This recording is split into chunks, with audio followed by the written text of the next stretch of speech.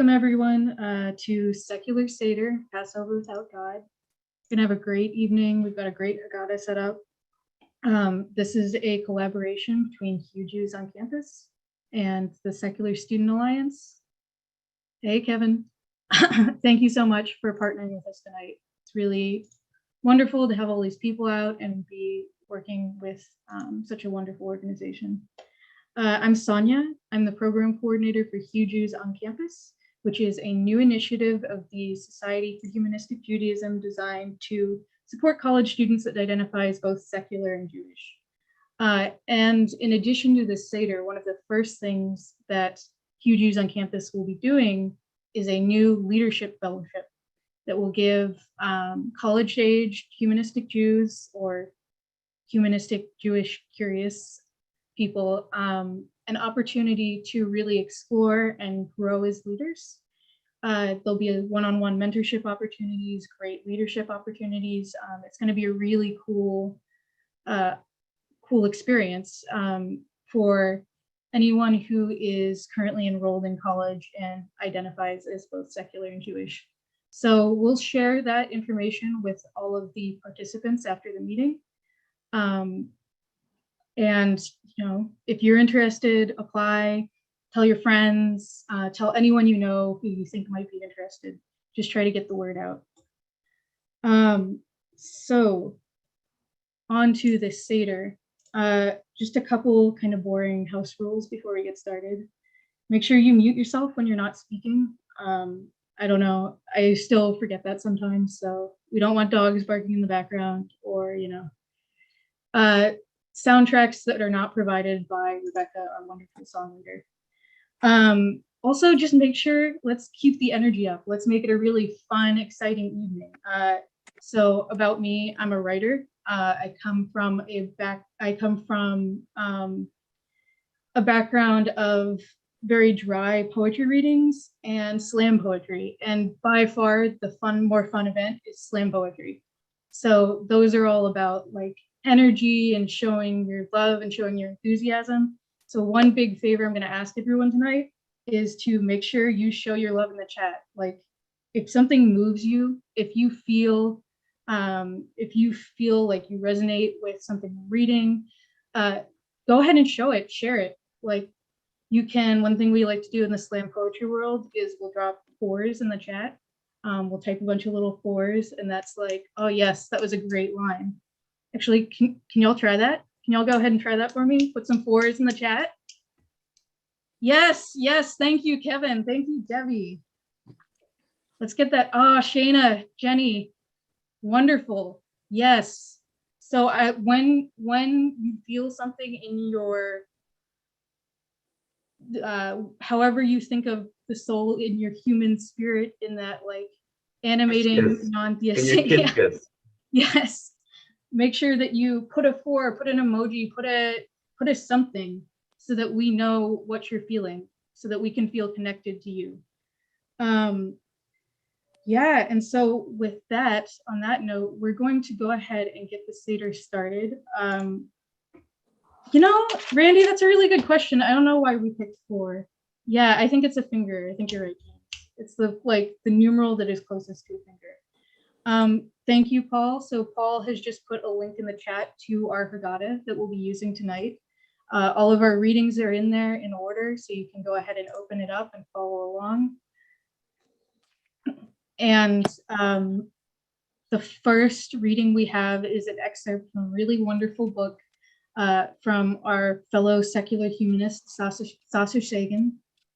Sasha Sagan, say that 4 times fast. It's an excerpt from Small Creatures Such as We, and it's her thoughts on how you can step away from traditional theistic religion and still have meaning and ritual in your life. So one thing that Sagan says is, we all deserve holidays, celebrations, traditions. We all need to mark time. We all need community. We all need to bid hello and goodbye to our loved ones. I do not believe that my lack of faith makes me immune to the desire to be part of the rhythm of life on this planet. For me, the biggest drawback of being secular is the lack of a shared culture.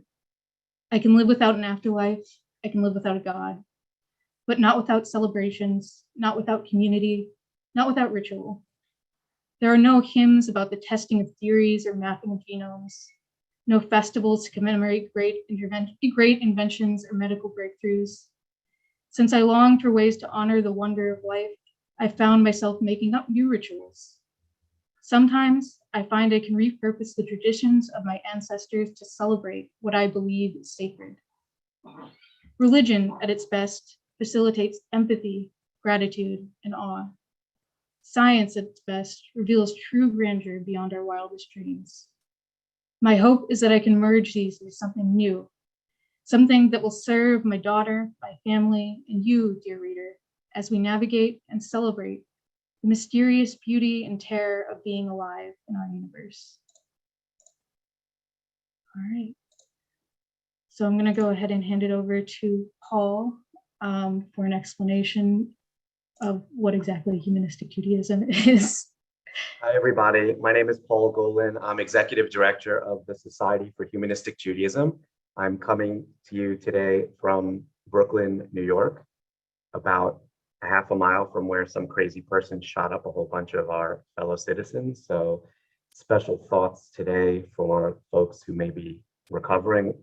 And it's a very scary world, but it's nice to all come together. I also want to just give a special shout out and thanks to Sonia for organizing tonight and just doing a tremendous amount of work. And I don't know how Myrna's screen is sharing, but no, we don't want to share that. So maybe we can unshare Myrna's screen. Thank you. Hi. But everyone can open the PDF and follow along in a separate screen on your own. So what is humanistic Judaism? Humanistic Judaism celebrates Jewish life while foregoing appeals for divine intervention, instead putting our faith in human reason and human power as the best vehicles for improving the world. Humanistic Judaism offers a connection to Jewish identity and community for people who identify as just Jewish, culturally Jewish, Jewish, Jewish and half Jewish, multicultural, not religious, secular, humanistic, atheist, and or agnostic. It is an approach to Judaism that enables people to say what they believe and believe what they say. For more than 50 years, humanistic Judaism has provided an inclusive home for Jews and their families, including multicultural households, LGBTQ+, partial Jewish ancestry, and those who have adopted humanistic Judaism as their own. A home for all those who identify with the history, ethical values, culture, civilization, community, and fate of the Jewish people.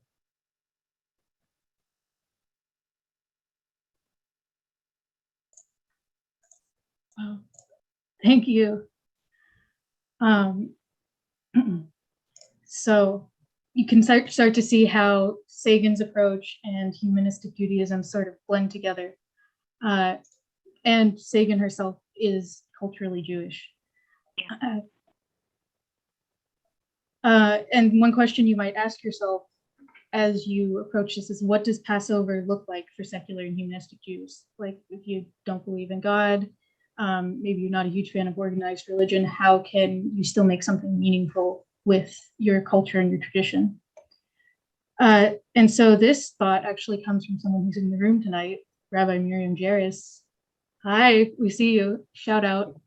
I'm going to read her words for some thoughts on how we can celebrate this holiday as humanistic Jews. The holiday of Passover is one of the most celebrated holidays in the Jewish calendar.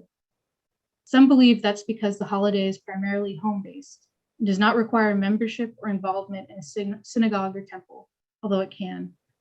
The history of Passover, like most Jewish holidays, is multi-layered. It began with the celebration of spring, the rebirth of nature, and the birth of baby animals. The exodus from Egypt was a later layer, which became the central and compelling story of the holiday. Although the story of the liberation of the Jews from Egypt is central in religious Judaism, remnants of the older nature holidays, both pastoral and agricultural, are easy to identify, such as the shank bone and the matzah. Since the archaeological record is clear, there is no material evidence of the Exodus or corroborating documents of the story. Secular humanistic Jews are left with a disturbing question. If the story isn't true, Can we and do we want to continue celebrating the holiday? The themes of this holiday are universal. It's not difficult to identify with the story of liberation. There are many other reasons why we can and do continue celebrating Passover. Celebrating the holiday connects us to the Jewish people and our traditions. The theme of liberation and freedom is universal and timeless. Telling the entire story, both the myth and the history, only enriches our celebration of the creative imagination of our people at this time of year. And then Sagan again. It wasn't like my grandfather all of a sudden wasn't Jewish because he renounced the beliefs of his ancestors. Judaism in particular has a funny way of blurring the lines between religion, culture, and ethnicity. Through my secular lens, I see a different meaning in their traditions. There is something deeply reassuring about performing the specific steps, the exact motions that your grandparents performed and that they learned from their grandparents. You say a prayer, light a candle, make a dessert just the way they did, and imagine the nameless generations stretching back into the past. There's a pleasure in this. It's a kind of time travel, providing a sense of certainty in what's tried and true. That's why new cultures are so often built upon existing cultures. Elements are borrowed, repurposed, reinterpreted, appropriated, stolen, or used to quell unwilling converts. Some new secular scientific tradition would undoubtedly borrow from theistic ones. Words like sacred, magical, and spiritual come from theism, but they describe the same feeling even when it's elicited by an understanding of scientific phenomena. These words are evolving with our understanding of our place in the splendor of our existence.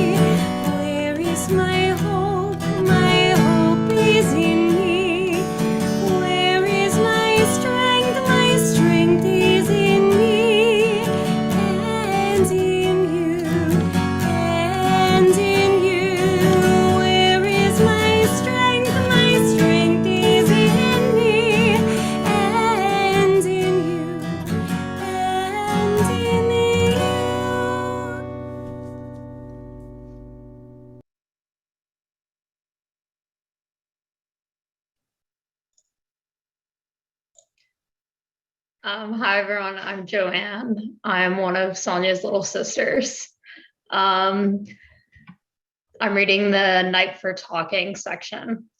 A story is related of Rabbi Elazar, Rabbi Joshua, Rabbi Elazar ben Azariah, Rabbi Akiva, Rabbi Tafran, that they once met on the night of Passover in Bnei Brak and spoke of the departure from Egypt all that night, until their disciples came and said to them, "Rabbis, it is time for the morning prayers."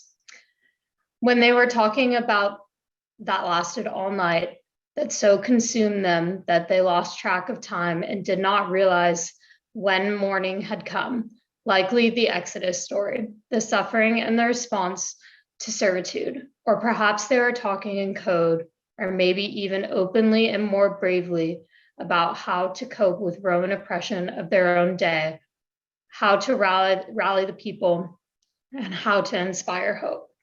Passover is not just about distant memories. It is much more about recent events of our own lifetime. It is about very old legends, and it is about also very real contemporary challenges. In the traditions of the rabbis of Bnei Brak and the spirit of the ancient symposia that define this banquet, we too will talk and discuss, probably not through the night, but with perhaps the same intensity and seriousness of those earlier sages. Thank you, Joanne. That's my sister, everyone. Um, so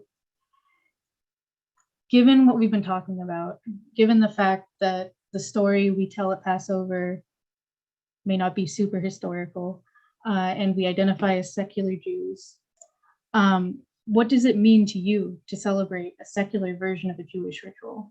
And you can go ahead and drop your thoughts in the chat. We can maybe have one or two people come off mute. If you would like to, you can go ahead and raise your hand. But just kind of share what makes this ritual meaningful to you, even if you don't necessarily believe in God. Community, history. Yeah, I totally agree. That sense of connection, that sense of connection to people in your present moment and people in the past. Yep, heritage and culture. Yeah, the primal urge for freedom.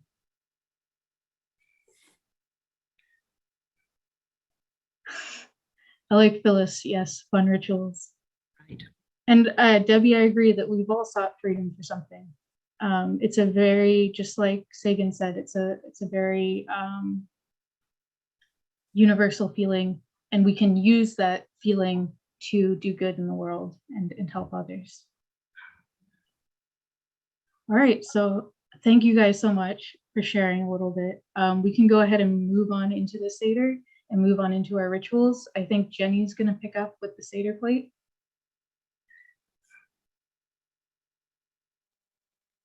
Hi, I'm Jenny.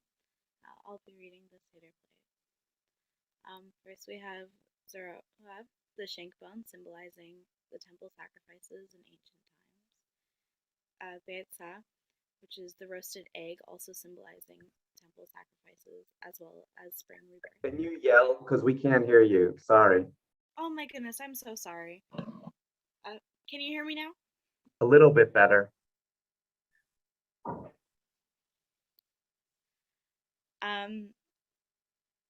That's better. Can we start again? Yeah, go for it. Okay. So for the traditional symbols, there's Zerah, the shank bone, symbolizing the temple sacrifices in ancient times. Beitza, the roasted egg, symbolizing temple sacrifices as well as spring rebirth. Maror, bitter herbs, symbolizing the bitterness of slavery.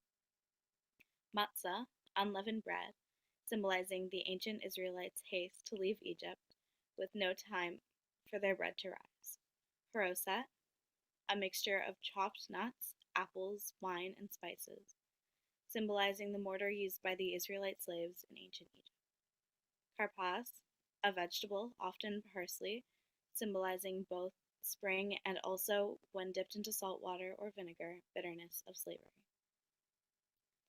And now for contemporary additions to the Seder plate. The beet, selek. Some substitute a roasted beet for the shank bone at a vegan or vegetarian Seder. Our tradition tells us that Moses was chosen because he showed compassion to a lamb. We will show compassion by substituting the beet for the lamb. Our compassion extends to our care and devotion to all people and creatures. The orange, tapus. Susanna Heschel first pioneered the orange after encountering a Haggadah that suggested adding a crust of bread on the plate in solidarity with Jewish lesbians. For Heschel, bread was on the Seder plate meant accepting the assumption that lesbians and gay men violate Judaism. Instead, she pioneered the orange to symbolize the inclusion of gays, lesbians, and others who are marginalized within the Jewish community. Today, the orange symbolizes fruitfulness for all Jews when LGBTQ+ individuals can participate fully and authentically in Jewish life. Miriam's cup. We fill Miriam's cup with water to honor her contribution to the Jewish people.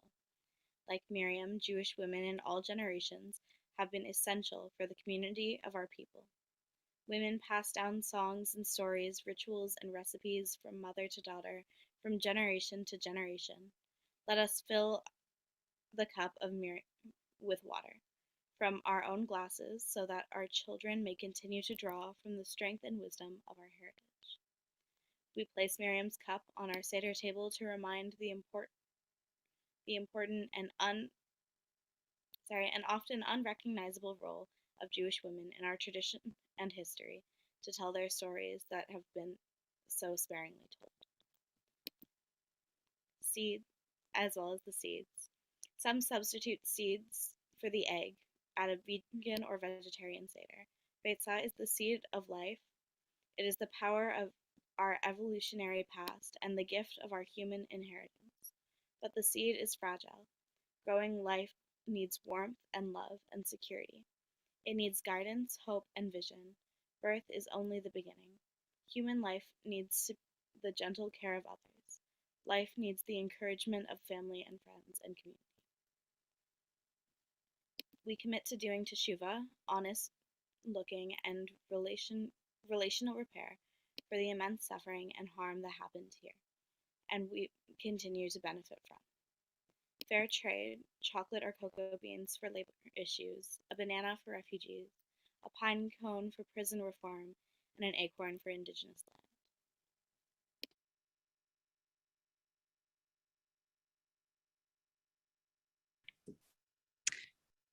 Hi everyone.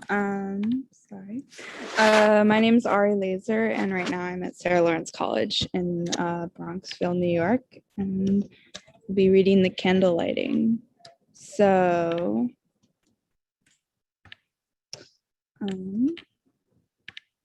this blessing can be recited as we light the candles to begin the Passover Seder and to celebrate the arrival of spring.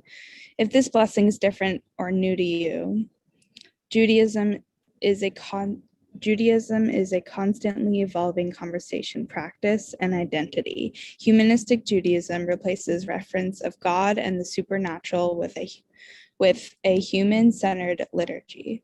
This text has been used for tens of thousands of Jews over the past 50 years.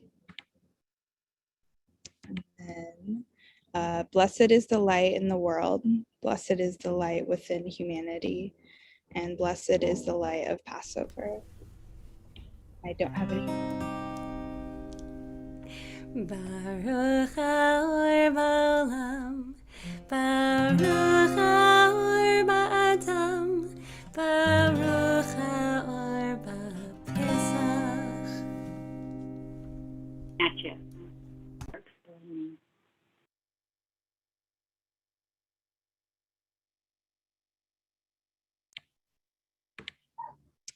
And now the Kiddush, the blessing over the wine. In joy and celebration, we come together at this Seder. Blessed are the earth, the sun, and the rains that bring forth the fruit of the wine. Baruchim ha'adama, ha'shemesh, v'ha'gashem shebarim pri hagafen.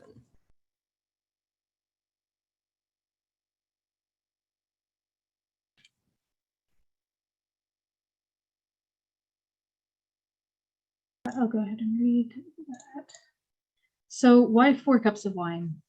Tradition says that the 4 cups of wine are said to symbolize the freedom of the Jewish people from the 4 exiles: Egyptian, Babylonian, Greek, and the modern day exile. While the historical reality of these exiles is debatable, they nonetheless live at the core of Jewish identity and consciousness. Perhaps then there is power in examining who these stories of exile have led us as Jews to become. Therefore, instead of exile, tonight these cups will represent the values that our Jewish identities endow us with: freedom, compassion, thanksgiving, and responsibility. Hi everyone, my name is Sarah Levin. I'm based in Los Angeles, California, and I am the Director of Strategy for Jews for a Secular Democracy. So for our first cup of wine, the cup of freedom. The wine of Passover is the wine of joy, the wine of love, the wine of celebration, the wine of freedom. Freedom from bondage and freedom from oppression. Freedom from hunger and freedom from want. Freedom from hatred and freedom from fear. Freedom to think and freedom to speak. Freedom to teach and freedom to learn. Freedom to love and freedom to share. Freedom to hope and freedom to rejoice now in our days and forever. Precious is the life within the world. precious in the life within us. Praised are those who bring forth the fruit of the vine. L'chaim. Now the erchatz. The beauty of erchatz was revealed to me during a women's Seder. Each participant washed the hands of another with care and kavanah, intentionality, and without words. The sisterhood created in the sacred silence elevates communal consciousness. How will we utilize this state of purity? V'ahavta l'recha kamocha, to love the other as ourself. The first time I heard a trafficking survivor speak many years ago, she told the story of her parents trafficking her for sex from the time she was a young girl until she was an adult. I sat in horror, listening to her calm recollection of how both her mother and father trafficked her, sometimes leaving her for days at a time in a makeshift brothel when she was barely old enough to read and write. Her story was my truah, a decibel-defying call to action to open doors, pull back curtains, and shout from the rooftops the pain and suffering of trafficked individuals in our midst. The sound of the shofar in Passover reminds me not only of one woman's unspeakable journey, but of my greater responsibility to ensure my call becomes a collective call to action for all of us in the Jewish community. That's from Jody Rabban, the National Council of Jewish Women.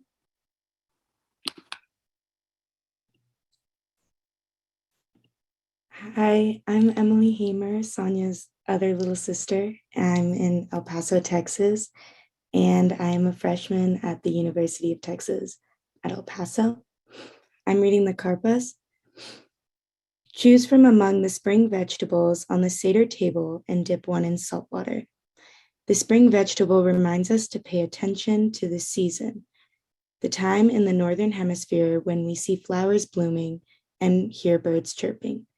The salt water in which we dip the vegetable recalls the salty tears our ancestors shed when we were enslaved, as well the tears of those today who are oppressed or enslaved. The blessing we recite heightens our awareness and gratitude for this movement when we are free to celebrate together.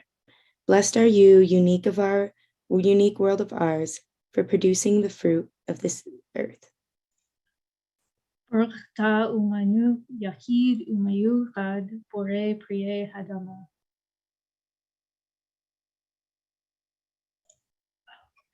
And I think our youngest volunteer actually couldn't make it tonight. He was scheduled to read the 4 questions.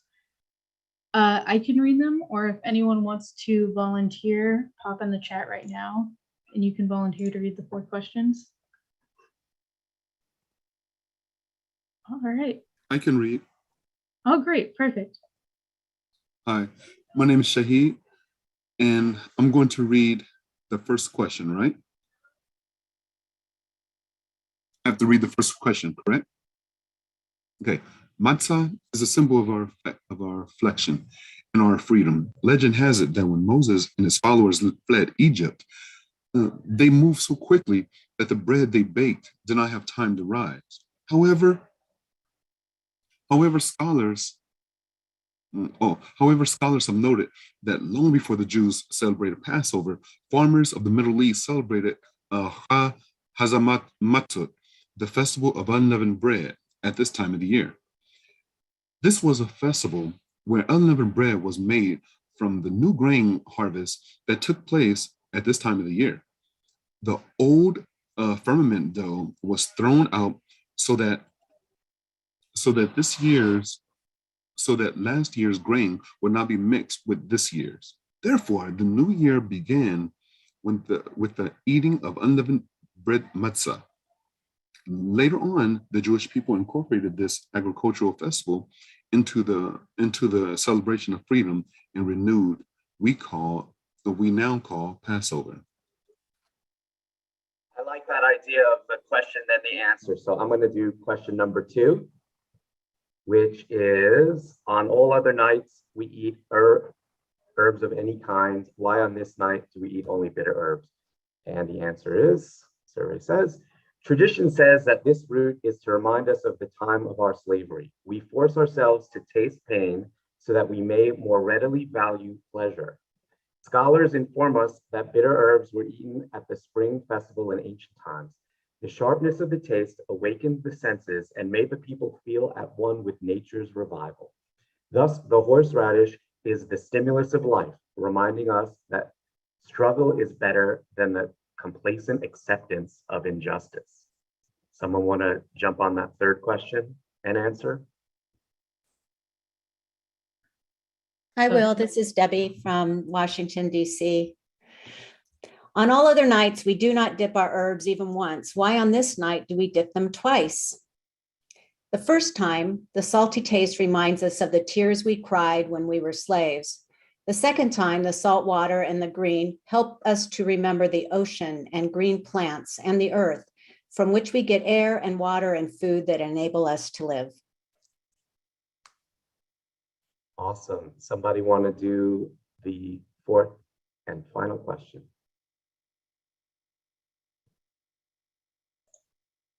Grab it. On all other nights, we eat either sitting or leaning. Why on this night do we eat while leaning? This question goes back to ancient times in Rome, when it was the custom for rich people to eat while lying on a couch, leaning on one elbow, as slaves and servants fed them. Jewish people thought of this relaxed type of eating as a sign of freedom and prosperity. So they would lean to one side eating at the Seder on Passover, the festival of freedom. Today, we who are free eat while sitting up, even at Passover. But the question remains in the service as a reminder of how it was when our people longed for freedom.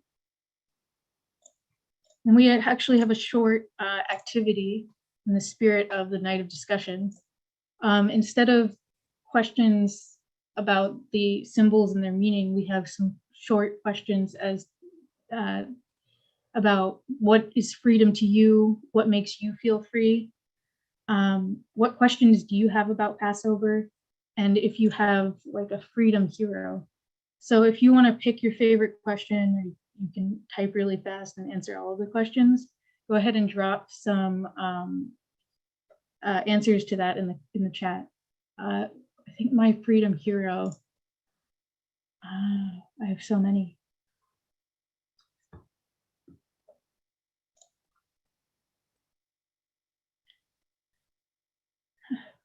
One question I have about Passover: can we make matzah taste better?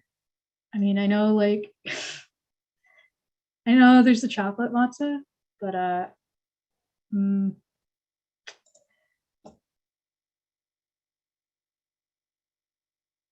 ooh, Philip Randolph. Steve, I like that definition of freedom. Everything matzah? No, I haven't tried that.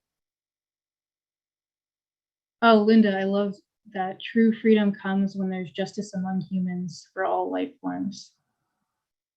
And Jenny, please send me your matzah recipe. I have a very small kitchen in my apartment, but I'll do my best.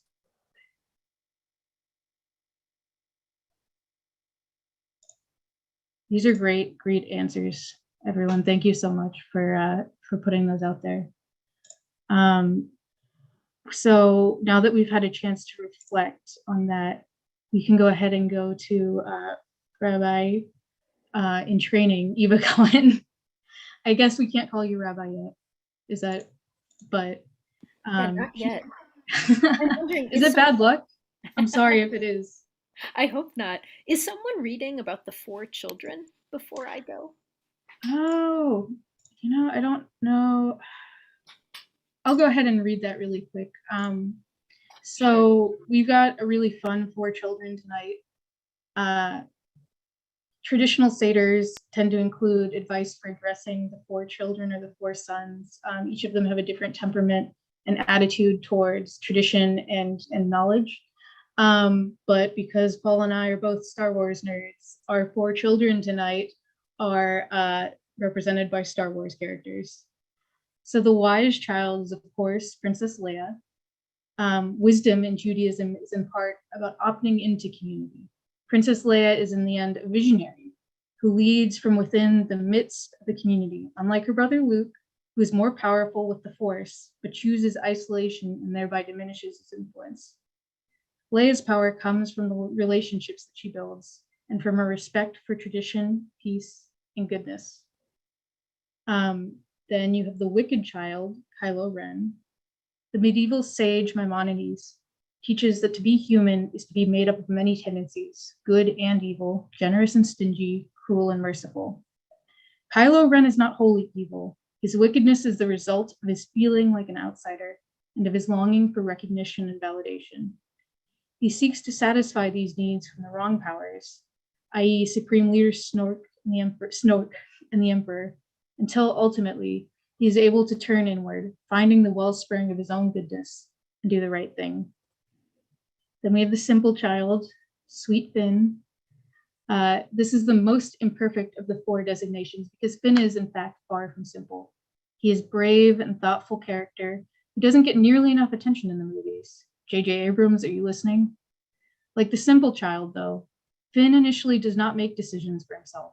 Having been kidnapped and raised to be a soldier, he knows nothing but the life of a stormtrooper. Like the simple child in the Haggadah, though, Finn's determination compels him to ask questions, and it is his questioning of himself, his role, and the First Order that allows him to grow. As Finn begins to consider his own values, he removes his helmet and ultimately joins the resistance. And then we have the child who does not know how to ask, Rey. The fourth child has not yet begun to ask questions. Like Rey throughout her childhood, the child who does not know how to ask sits silently at the Seder table, waiting to be taught. Rey wants to help. She is good at heart and has a sense of her potential to do good, but she doesn't know how to begin to get the answers. Instead, she waits on her home world for someone to show up and teach her. Once the resistance finds her, and especially once she finds a teacher in Leia, Rey's potential is unleashed, leading her to become a powerful force for righteousness in the galaxy. Here is a lesson about the power of educating and the importance of ensuring that everyone has access to learning. Hag Pesach Sameach, happy Passover, and may the Force be with you. Hag Sameach. Hag Sameach. And hi, my name is Eva Cohen. I'm in Minneapolis, Minnesota, and I'm currently a rabbinical student at the International Institute for Secular Humanistic Judaism, and I'm also the ritual leader of Or Emet, which is Minnesota's Congregation for Humanistic Judaism. The Magid. As a secular person who knows that the Bible isn't an extremely accurate history book, you may wonder if the Exodus story has any historical truth. There's no evidence from archaeology or ancient records that a giant group of Israelites escaped from slavery in Egypt to settle in Canaan. However, we do know that some Canaanite people lived as strangers in Egypt and founded the Hyksos dynasty that ruled there from about 1650 to 1550 BCE. When a native Egyptian dynasty defeated the Hyksos, many Canaanite people fled the country. Memories of the Hyksos dynasty's abrupt end may have inspired the Exodus tradition. We also know that Canaan was a colony of the Egyptian New Kingdom for about 300 years, from the 15th century to the 12th century BCE. Canaanite people, including a group called the Habiru or Hapiru, who lived on the fringes of society, suffered under Egyptian colonial rule. Egyptian rulers and their local representatives forced some Canaanites into slavery in Canaan while sending others to Egypt as slaves. There are scholars who think that the Exodus tradition grew from the memory of a small group of Canaanite slaves who escaped Egypt and returned home.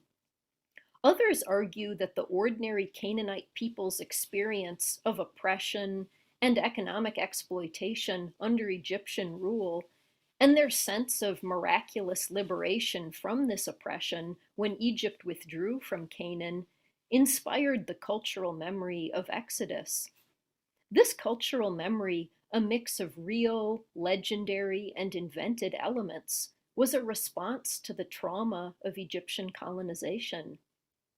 So thinking about what I know was kind of an intense ancient history speed through, I have a couple of questions for all of you. We'll start with the first one. Feel free to share your responses in the chat. So the question is, how does knowing the real history affect your feelings about Passover?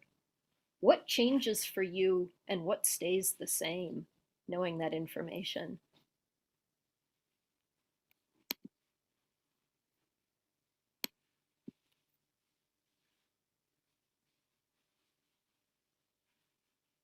And I'll give folks a moment or two to think. And I know for myself, I'm really struck by how Jewish tradition reflects a real experience with oppression and resistance to oppression from an early period.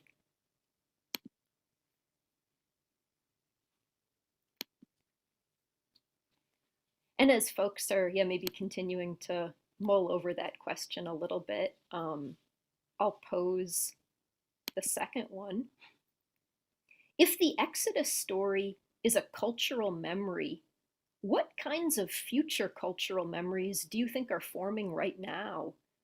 How will people of the distant future remember the COVID pandemic, Zoom Seders, global warming, war, violence, and oppression happening today? What stories do you think they'll tell about 2022 in 3,000 years? And feel free to share your answers to that in the chat as well.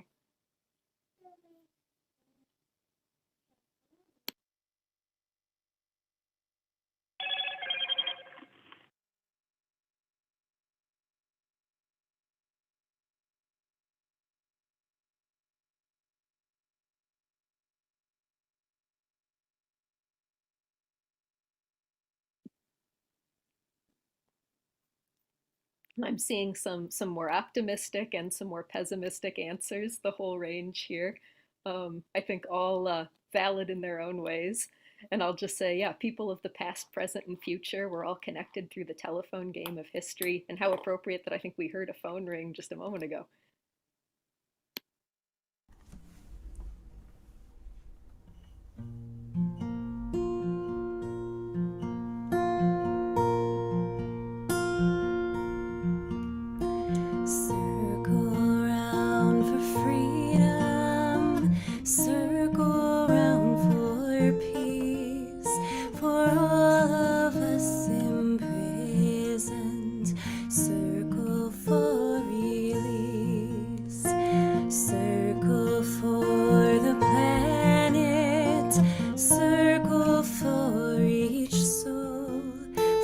Children of our children, keep the circle. For the children of our children, won't you help to sing these songs of freedom?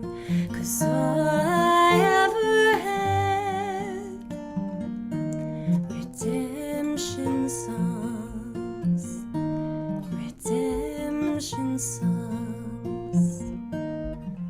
Emancipate yourselves from mental slavery. None but ourselves can free our minds. Have no fear for atomic energy, 'cause none of them can stop the time. How long shall they kill our prophets while we stand aside and look? Oh, some say it's just a part of it. We gotta fulfill the book. Won't you help to sing these songs of freedom? 'Cause all I ever had, redemption songs, redemption songs. Emancipate yourself from mental slavery. None but ourselves can free our minds. Have no fear for atomic energy, 'cause none of them can stop the time. How long shall they kill our prophets while we stand aside and look? Yes, some say it's just a part of it. We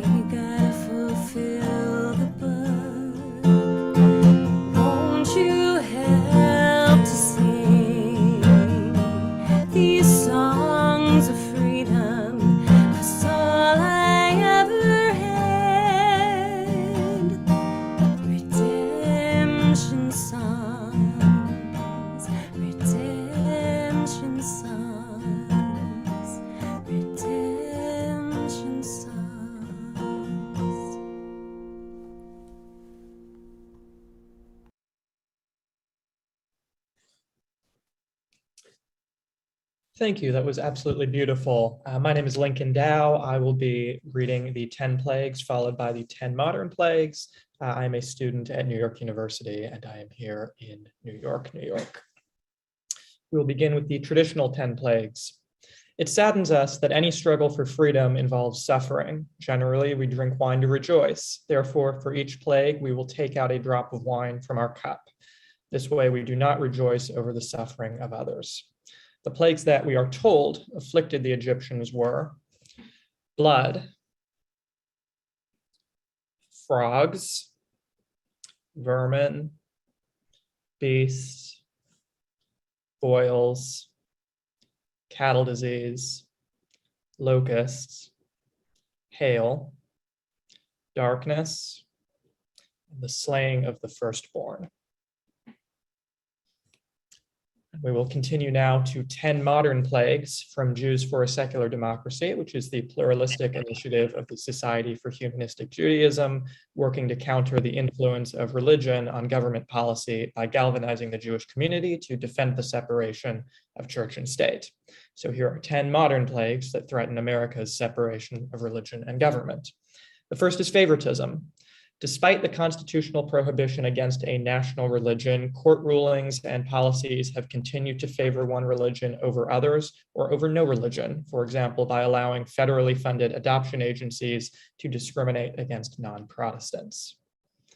The second is exclusion. By claiming crosses and other Christian iconography are secular, courts have erased Americans of other or no religions, as with the taxpayer-maintained Bladensburg Cross, which supposedly represents all local World War II dead and yet excluded the names of Jewish soldiers. Third, discrimination. By twisting the notion of religious freedom, governments have supported discrimination against lesbian, gay, bisexual, transgender, and queer people in the commercial, public, and military sectors. Fourth, enforced ignorance. Laws requiring school standards for secular subjects like science and English are not being enforced as they should, allowing fundamentalist Christian schools to teach that man coexisted with dinosaurs, and allowing fundamentalist Jewish schools to barely provide secular education at all. Fifth is diversion. Although religious organizations receive tax-exempt status in lieu of government funding to maintain the separation of church and state, the government still seeks to divert funding to churches anyway through grants for repairs and school voucher programs in many states. Sixth, obfuscation. Christian fundamentalists disguise their religious agenda as education, influencing local governments and especially school boards to teach intelligent design as science and to mandate Bible courses in public schools. 7, meddling. State and federal government policies towards women's reproductive rights and healthcare are increasingly influenced by a fundamentalist Christian religious approach, resulting in a sustained assault on Roe v. Wade. 8th is denial. The urgency of addressing climate change is downplayed by government officials beholden to polluting industries who too often hide behind religious claims that we can leave it in the hands of a higher authority to solve these problems. 9 is subversion. Through a well-documented plan by Christian supremacists known as Project Blitz, a coordinated effort to overwhelm state and federal legislatures with bills promoting a religious agenda has taken place, such as anti-LGBTQ laws and requiring "In God We Trust" signs in all public schools. And 10th is privilege. In order to consolidate their already strong sway over government, Christian fundamentalists have sought to repeal the Johnson Amendment that prevents nonprofits, including churches, from endorsing political candidates. And without it, unlimited dark money would pour into campaigns through churches and turn houses of worship into overt political tools. Hi, everyone. My name's Rebecca. I feel like we already know each other, but I'll introduce myself briefly before I read for the second cup of wine. So I am the song leader for Shabbat programs and Bar Mitzvah programs at the City Congregation for Humanistic Judaism here in New York City. And during the week, I teach music at a public elementary school in Queens. So the second cup of wine, the cup of compassion. No one of us can survive alone. We must all learn to live together. Humanity is born of shared need and shared danger. Passover celebrates freedom, the will to live, and the solidarity and strength of community. Baruchim hachayim ba'olam, baruchim hachayim ba'adam, baruchim hayotzrim pri hagafen l'chaim. Precious is the life within the world. Precious is the life within us. Praised are those who bring forth the fruit of the vine, l'chaim.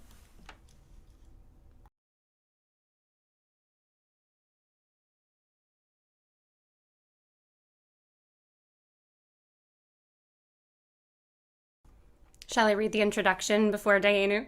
That would be wonderful. I wasn't sure if someone else, I didn't want to interrupt anyone. So before we sing Dayenu, Dayenu means it would have been enough. The idea is to be grateful for what one has, to count our blessings. Think of Dayenu as a template for gratitude.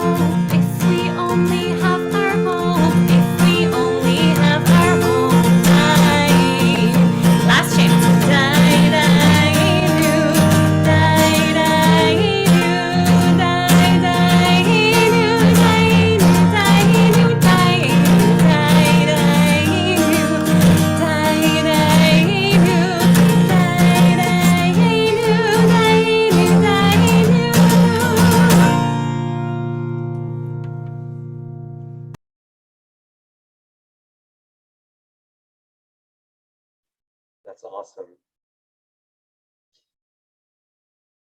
This is from Rabbi Denise Handlarski. But think too about how actually it is to enough be satisfied when there is still suffering and oppression. Some say lo dayenu, meaning it is not enough. When we are free and others are not, lo dayenu. We work to find the balance between being grateful for what is right with our lives and with the world, and also striving for more that fulfills us, and more, that increases justice in the world. Now, grab your matzah. I'm about to butcher some Hebrew. Notzi matzah lechem min haaretz kedei shi nitzpaket v'nitkale kalkel kula nu. Let us bring forth matzah, food from the land, so we all may be satisfied and sustained.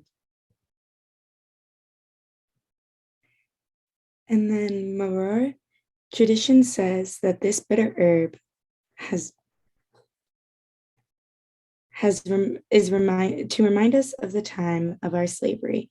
We force ourselves to taste pain so that we may more readily value pleasure. Scholars inform us that the bitter herbs were eaten at spring festivals in ancient times. The sharpness of the taste awakened the senses and made the people feel at one with nature's revival. Thus, maror is the stimulus of life, reminding us that struggle is better than the complacent acceptance of injustice. Where people are less than human, strive to be fully human. במקום שאין אנשים השתדלו להיות איש. Hi everyone, I'm Rachel. I'm in Ferndale, Michigan, and I currently work in human resources at Wireless Vision, a T-Mobile retailer that owns stores all across the country. And I will be reading the Hillel sandwich section. The great sage Hillel provided us with the tradition of constructing the Hillel sandwich, combining the bitterness of the maror with the sweetness of the haroset between the fortitude of the two pieces of matzah, the symbol for freedom. Through this ritual, we think about mortar and brick. We think of the Israelites traveling through the desert with no homes, no place to land and build up their strong communities, and only the matzah as a reminder of their freedom. It is not until they came to the biblical promised land that they experienced the sweetness of their redemption. We sit tonight in a place of both freedom and comfort while we remember the bitterness of the hardships of our ancestors. But what about those who cannot foresee their own redemption from the impending impacts of climate change? Those who literally do not have the infrastructure that the mortar and brick of redemption affords.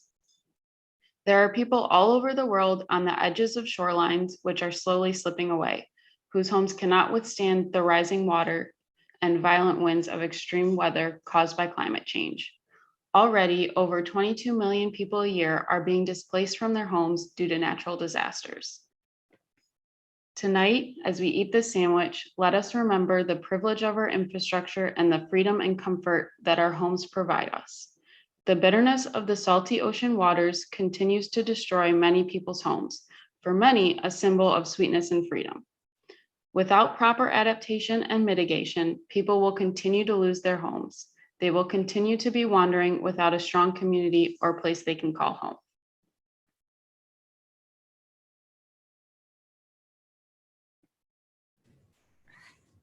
Hello, my name is James. I'm in the greater Tallahassee, Florida area, and I'm currently a student at Florida State University. Traditionally, the leader of the Seder breaks a piece of matzah called the afikomen, that which comes after, or dessert, in half at the beginning of the night. They then hide one half of the afikomen. After the meal, the children at the Seder make a game of searching for the afikomen. Tonight, however, we're going to do something a little different and play a game that all of us can participate in, because if I just stuck some matzah in my house, it would be very boring for all of you. So instead, we've got imaginary matzah, and it is hidden at some place somewhere in the world, and we're going to play a game of 20 questions, although we're not actually going to limit to 20 questions, to find it. And you guys are going to ask the questions in the chat, and Sonia and I are going to be answering your yes or no questions until one of you finally figured out where I stashed the imaginary matzah. So here we go. We've got our first question. Thank you, Sonia. Awesome. We've already narrowed it down from the world to one specific continent. So we're doing well so far. And I'm going to keep this, is it in Canada? No. I figure this works well. That way I don't have to type quickly. Is it in New York? No. Mexico? No. California? No. Is it in the US? Yes. We've got another yes here.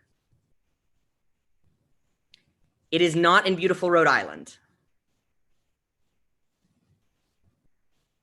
It is not in central US, Michigan, or Florida. It is on the East Coast, not in Kansas. Yes, Eastern time zone, not on the West Coast, not west of the Mississippi. Is it near a famous landmark? Yes, I would say that. Is it in a specific building? Yes, I would say that. Is it in Virginia? No. It is in North Carolina? No. Washington, D.C.? No. Boston? No. Delaware? No. South of the Mason-Dixon? No. Man-made? Yes. No, it is not in your apartment. New York? No. Jewish-related building? Kind of. Pennsylvania? No. D.C.? No. New Jersey? Yes.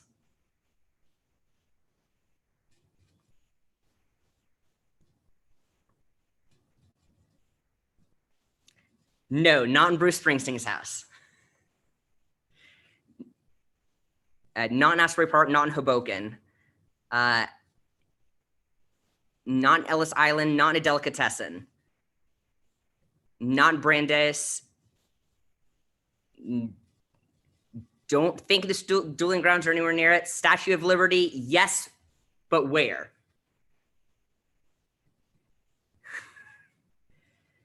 Okay, we've got it. And I'm going to share screen to, okay, well, this is more complicated than, okay, well, I'm not going to share the screen because apparently there's like computer permissions that have to be done. Well, let me.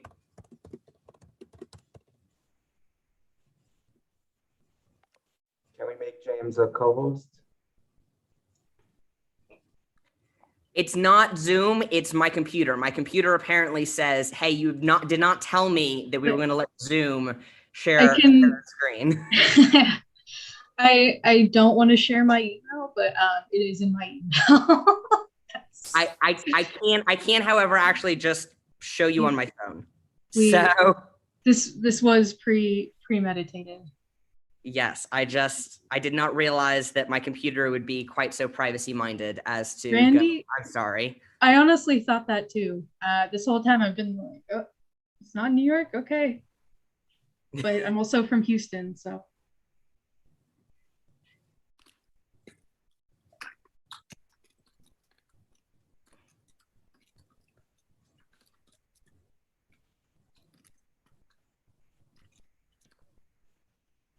Okay, well, it's not actually doing all the graphics, but you're going to get the gist of it.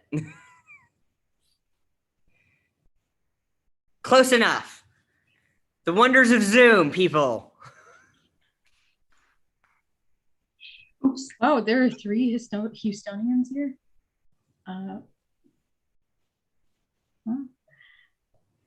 That was more fun than regular Afikomen. Thank you. That was awesome. So the third cup of wine, the cup of Thanksgiving, we have feasted in freedom and joy. As we conclude our feast, let us remember that we cannot live by bread alone. We survive because we choose to survive. We survive because others choose to help us live. May we protect the bountiful earth that it may continue to sustain us. And may we share of its richness with all who are in need of sustenance in the world. Barachim ha'chaim ba'olam, barachim ha'chaim ba'adam, barachim ha'yotzrim pri ha'gafen l'chaim. Precious is the life within the world. Precious is the life within us. Praised are those who bring forth the fruit of the vine. L'chaim.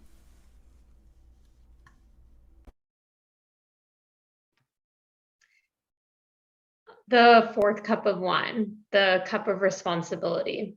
Tonight we are free while so many remain enslaved. Let us not stand idly by. Let us work to bring them freedom too. Tonight we are free while so many remain embittered. Let us not stand idly by. Let us work to bring them gladness too. For freedom does not come by chance. It is born of earnest struggle. It is the gift of life, which we must now bring to others. Precious is the life within the world. Precious in the life within us. Praised are those who bring forth the fruit of the vine. L'chaim. Traditionally, many end their Seder with the phrase, "next year in Jerusalem." However, we choose to end our own Seder with a wish for justice and peace. Let us continue our Seder by eating one last piece of matzah. You don't have to leave us with the taste of freedom's struggles. We have recounted struggles against injustice. We have sung of freedom and peace. We revisited times of persecution and times of fulfillment. Less than a century ago, the Nazis committed the crimes of the Holocaust. But today, as Jews in the United States, we are more free than at any other time in our history. We end our Seder tonight with gratitude for that freedom, and with a recognition that we have a duty to work until the same freedom extends to all. We close with a call for peace and for persecuted peoples, including the Rohingya, Palestinians, and Uyghurs. We commit to doing the internal work necessary to confront the history of injustice and genocide in our own country. Humanity is miraculous. Let us refuse to rest until that power and potential is recognized equally for all.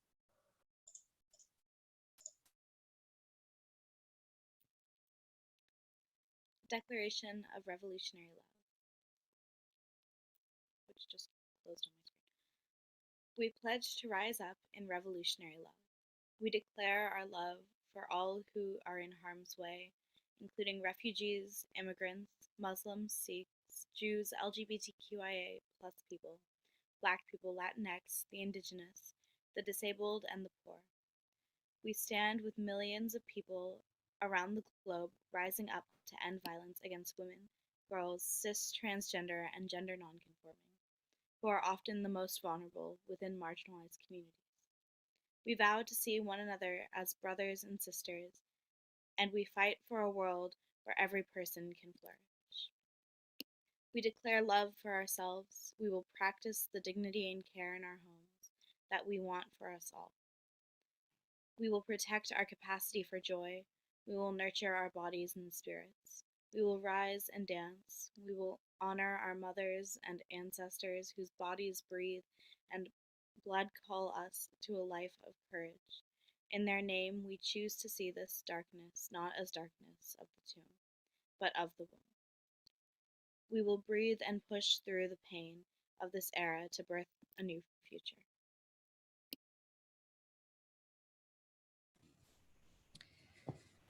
Conclusion. Excerpt from Good Without God by Rabbi Greg Epstein. We must act together for our own good and for the greater good.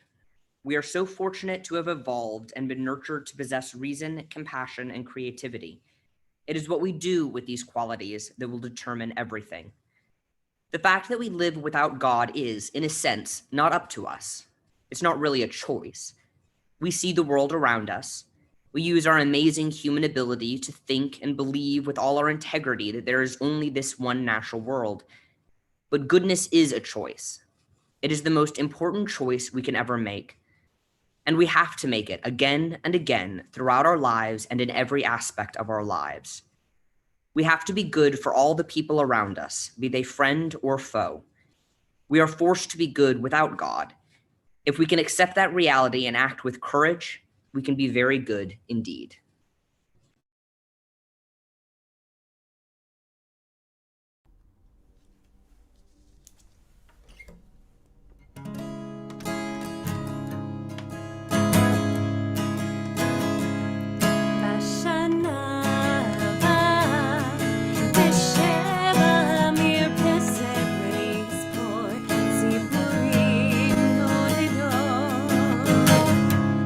ילדים בחוץ